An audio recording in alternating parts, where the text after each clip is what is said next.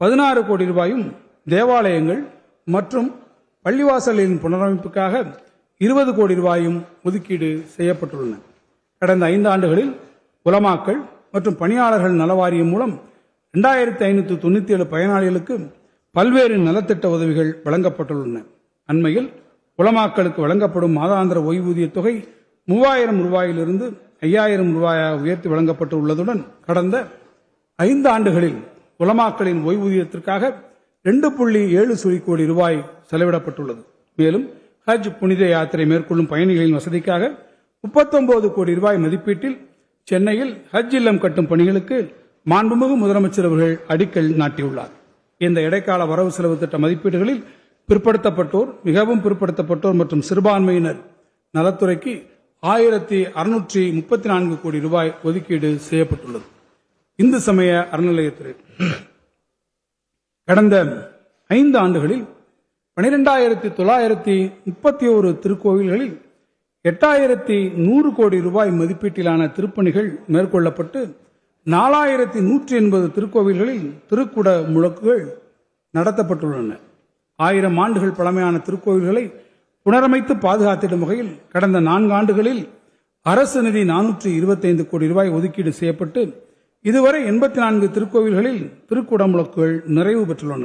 மேலும் ஒருங்கிணைந்த பெருந்திட்ட வரைவின் கீழ் மாஸ்டர் பிளான் திருச்செந்தூர், சமயபுரம், பழனி உள்ளிட்ட 19 முக்கிய திருக்கோவில்களில் 1770 கோடி ரூபாய் மதிப்பீட்டில் திருப்பணிகள் மற்றும் அடிப்படை வசதிகள் நடைபெற்று வருகின்றன.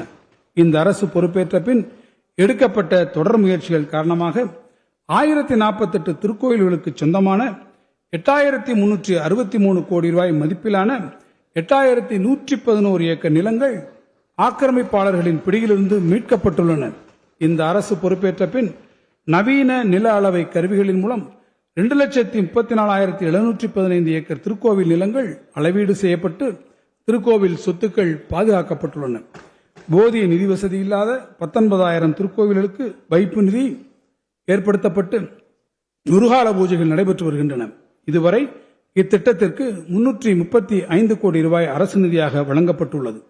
திருக்கோவில் அர்ச்சகர்களுக்கு முதன்முறையாக மாதந்தோறும் 1500 ரூபாய் ஊக்கத்தொகையாக வழங்கப்பட்டு வருவதோடு அவர்களின் குழந்தைகளின் உயர்கல்விக்காக இதுவரை 1500 மாணவ மாணவியர்களுக்கு கல்வி உதவி தொகையாக தலா 10,000 ரூபாய் வழங்கப்பட்டுள்ளது. திருக்கோவில் அர்ச்சகர்கள் மற்றும் பணியாளர்களுக்கான மாதாந்திர ஓய்வூதியம் 5000 ரூபாயாகவும் மாதாந்திர குடும்ப ஓய்வூதியம் 2500 ரூபாயாகவும் உயர்த்தி வழங்கப்படுவதுடன் ஓய்வூதியதாரர்கள் மற்றும் குடும்ப ஓய்வூதியதாரர்களுக்கு குடும்ப நல நிதி 4 லட்சம் ரூபாயாக உயர்த்தப்பட்டு உள்ளது. தஞ்சை மாவட்டம் கும்பகோணம் துக்காட்சி அருள்மிகு ஆபத்சகாயேஸ்வரர் திருக்கோயிலுக்கு மரபு சார்ந்த கட்டடக்கலையினை பாதுகாக்கும் பொருட்டு நவீன அறிவியல் உதவியுடன் பழமை மாறாமல் திருக்கோயிலை புனரமைத்ததற்காக கலாச்சாரிய பாரம்பரிய யுனெஸ்கோ ஏசியா பசிபிக் விருது அறிவிக்கப்பட்டுள்ளது. சுற்றுலா 2024 ஆண்டில் 30.68 கோடி உள்நாட்டு சுற்றுலா பயணிகள் மற்றும் 11.6 லட்சம் பன்னாட்டு பயணிகள் வருகை என மொத்தம் 30.79 கோடி எண்ணிக்கையுடன் சுற்றுலாத்துறையில் நாட்டிலேயே தமிழ்நாடு 2வது இடத்தில் உள்ளது. பொருளாதார வளர்ச்சியில் சுற்றுலாத்துறை அளிக்கக்கூடிய பெரும் பங்களிப்பை நன்கு உணர்ந்துள்ள இந்த அரசு இத்துறையில் தனியார் துறை முதலீடுகளை ஈர்த்திடவும் வேலைவாய்ப்புகளை பெருக்கிடவும் புதிய சுற்றுலா கொள்கையை வெளியிட்டது. அண்மையில் மாமல்லபுரத்தில் நடைபெற்ற உலகளாவிய சுற்றுலா மாநாட்டில் 22,794 கோடி ரூபாய் முதலீடு செய்திட 127 முன்னணி நிறுவனங்களுடன் புரிந்துணர்வு ஒப்பந்தங்கள் மேற்கொள்ளப்பட்டுள்ளன. கடந்த ஆண்டு தமிழ்நாடு மருத்துவ மதிப்பு பயண உச்சி மாநாடு இந்த அரசின் பங்களிப்புடன் வெற்றிகரமாக நடைபெற்றது. தமிழ்நாட்டில் அதிகம் அறியப்படாத 22 சுற்றுலா தலங்களை மேம்படுத்த 100 கோடி ரூபாய் ஒதுக்கீடு செய்யப்பட்டு அதற்கான பணிகள் நடைபெற்று வருகின்றன.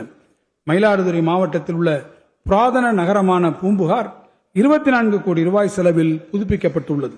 மாமல்லபுரத்திற்கு வருகின்ற சுற்றுலா பயணிகளுக்கு தேவையான அடிப்படை வசதிகளை மேம்படுத்த முதன் முதலாக மாமல்லபுரத்தில் சிறப்பு பகுதி மேம்பாட்டு ஆணையம் அமைத்து அதன் மூலமாக 100 கோடி ரூபாய் மதிப்பீட்டில் நவீன சுற்றுலா உள்கட்டமைப்பு வசதிகள் ஏற்படுத்தப்படும் என்று மாண்புமிகு முதலமைச்சர் அவர்கள் அறிவித்துள்ளார். இதற்கான நடவடிக்கைகள் விரைவில் தொடங்கப்படும். கன்னியாகுமரியில் கடற்கரை முகப்பு பகுதி மேம்பாட்டுப் பணிகளை சிறப்பாக மேற்கொண்டதற்காகவும், நீலகிரி மாவட்டம் உள்ளாடாம், கோயம்புத்தூர் மாவட்டம் வேட்டைக்காரன்புதூர் ஆகியவை சிறந்த சுற்றுலா கிராமங்களாக தேர்ந்தெடுக்கப்பட்டதற்காகவும் ஒன்றிய அரசின் விருதுகள் 2023 ஆண்டில் பெறப்பட்டுள்ளன. கன்னியாகுமரியில் ஐயன் திருவள்ளுவரின் சிலை மற்றும் விவேகானந்தர் பாறை ஆகியவற்றை இணைக்கும் கண்ணாடி இலை பாலத்தினை கடந்த ஆண்டு நமது மாண்புமிகு முதலமைச்சர் அவர்கள் திறந்து வைத்தார். சுற்றுலா பயணிகளிடையே பெரும் வரவேற்பை பெற்ற இக்கண்ணாடி இலை பாலத்தினால் கடந்த ஆண்டில் மட்டும் சுற்றுலா பயணிகளின் வருகை 43% அதிகரித்துள்ளது. இந்த இடைக்கால வரவு செலவு திட்ட மதிப்பீடுகளில் சுற்றுலாத்துறைக்கு 1394 கோடி ரூபாய் ஒதுக்கீடு செய்யப்பட்டுள்ளது. உணவு பாதுகாப்பு. பொருளாதார சமூக வேறுபாடு இன்றி மக்கள் அனைவருக்கும் உணவு பாதுகாப்பை உறுதி செய்திட வேண்டும் என்பதே இந்த அரசின் தலையாய நோக்கமாகும். அதை நிறைவேற்றும் வகையில் தமிழ்நாட்டின் அனைவருக்குமான பொது விநியோக திட்டம் சிறப்பாக செயல்படுத்தப்பட்டு வருகிறது. தமிழ்நாட்டில் வரலாறு காணாத வகையில் நடப்பு குறுவை பருவத்தில் இதுவரை 14.89 லட்சம் மெட்ரிக் டன்னும், கடந்த 5 ஆண்டுகளில் 2,15,39,333 மெட்ரிக் டன்னும் நெல் கொள்முதல் செய்யப்பட்டுள்ளது. இந்த அரசு பொறுப்பேற்றவுடன் உறுதியளித்தபடி கூட்டுறவுத்துறையின் மூலம் 12,359 கோடி ரூபாய் பயிர்க்கடனும், 4,889 கோடி ரூபாய் நகைக்கடனும் மற்றும் சுய உதவி குழுக்களின் கடன் 2,118 கோடி ரூபாயும் தள்ளுபடி செய்யப்பட்டன. கடந்த 5 ஆண்டு காலத்தில் 69,087 கோடி ரூபாய் அளவிற்கு விவசாயிகளுக்கு பயிர்க்கடன் வழங்கப்பட்டுள்ளது. மகளிர் சுய உதவி குழுக்களுக்கான கடன் உச்சவரம்பு 30 லட்சம் ரூபாயாக உயர்த்தப்பட்டு கடந்த 5 ஆண்டுகளில் 2,52,246 சுய உதவி குழுக்களுக்கு 16,648 கோடி ரூபாய் கடன் கூட்டுறவு வங்கிகளின் மூலம் வழங்கப்பட்டுள்ளது. பொதுமக்களுக்கு தரமான மருந்துகளை குறைந்த விலையில் வழங்கும் நோக்கில் முதல்வர் மருந்தகம் திட்டம் தொடங்கப்பட்டு இதுவரை 26 கோடி ரூபாய் மதிப்பிலான மருந்துகள் விற்பனை செய்யப்பட்டுள்ளன. இதன் மூலம் 45 லட்சம் பொதுமக்கள் பயனடைந்துள்ளனர். இந்த இடைக்கால வரவு செலவு திட்ட மதிப்பீடுகளில் உணவு மானியத்திற்காக 14,000 கோடி ரூபாய் உட்பட கூட்டுறவு, உணவு மற்றும் நுகர்வோர் பாதுகாப்பு துறைக்கு 17,068 கோடி ரூபாய் ஒதுக்கீடு செய்யப்பட்டுள்ளது. கால்நடை பராமரிப்பு.